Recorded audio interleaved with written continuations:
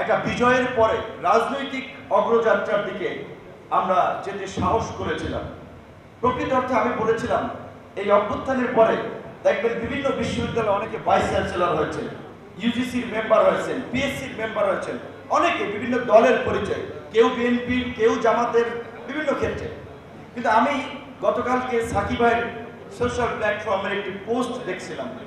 18 জুলাই ঢাকা বিশ্ববিদ্যালয়ের শিক্ষক নেটওয়ার্কের প্রোগ্রাম ছিল ছাত্রদের উপরে আক্রমণের প্রতিবাদে।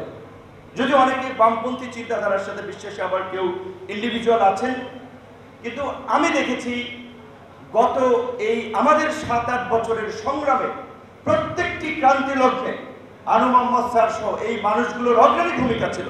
কিন্তু আজকে তাদের খুব বেশি মূল্যায়ন নাই, কারণ এখন জোর যার মুল্লুক তার, মানে যার যত বেশি শক্তি।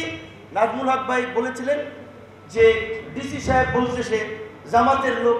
তো ভাইয়ের কথা কি বলবো, আমার এলাকার ডিসি এখনো বহাল। তার বিষয়ে আমি কমপ্লেন দিয়েছিলাম সালেউদ্দিন সাহেব সহ রেজওয়ানা পাশা উপদেষ্টাদেরকে রোজার ঈদের সময়, যে তিনি বলছেন যে করলাম না চাকরি, বিএনপি ক্ষমতায় আসবে, রাজনীতি করবো। তো আমি বললাম তাহলে ভাই আপনার যদি এই উপলব্ধি হয় আপনি এখনই আল্লাহর রাস্তায় চাকরি ছাইড়ে দেন, কারণ এই অভ্যুত্থানের পরে এখন আবার প্রশাসনের বিহেভিয়ার এরকম হবে এইটা আমরা প্রত্যাশা করি না। তো প্রশাসনের কোনো চরিত্রের পরিবর্তন হয় নাই।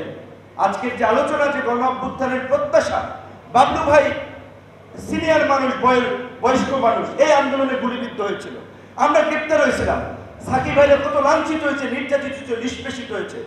আমরা এই বিদ্যমান ব্যবস্থার পরিবর্তনের কথা বলে লড়াই করে মানুষকে সংগঠিত করে আহ্বান করেছিলাম। কিন্তু দুঃখ লাগে, কষ্ট লাগে, 11 মাসেও ডক্টর ইউনূসের প্রতি আমাদের যে প্রত্যাশা ছিল, এই উপদেষ্টা পরিষদের প্রতি আমাদের যে প্রত্যাশা ছিল, শুধুমাত্র বিএনপি জামাতকে প্রশাসনের বিভিন্ন পদে পুনর্বহাল ছাড়া আর কোনো কার্যকর পরিবর্তন হয় নাই গত 11 মাসে।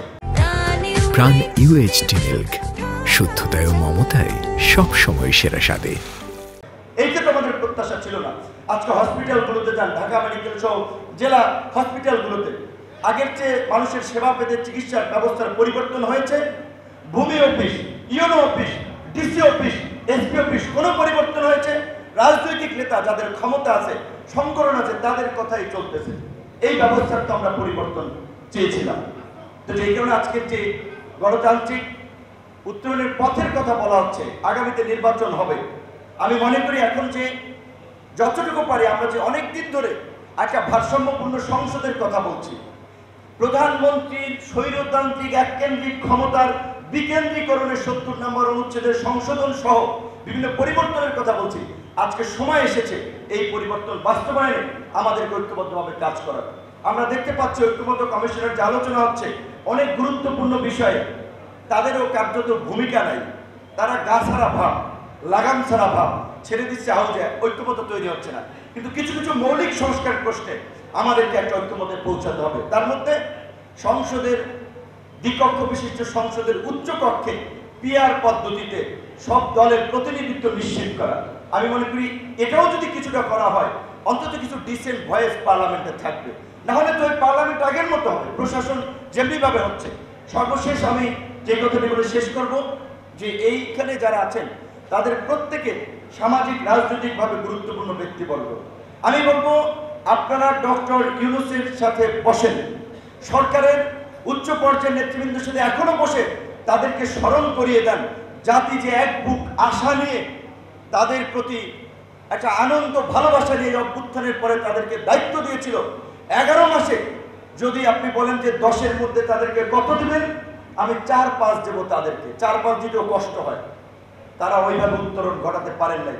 কাজে আপনাদের সংযোগ আছে, নেটওয়ার্ক আছে, অ্যাক্সেস আছে, এখনো সরকারের সাথে কথা বলে অন্তত যেই জায়গাগুলোতে পরিবর্তন আমরা ঐক্যবদ্ধভাবে কাজ করতে পারি, আমরা সেই কাজটি করতে চাই।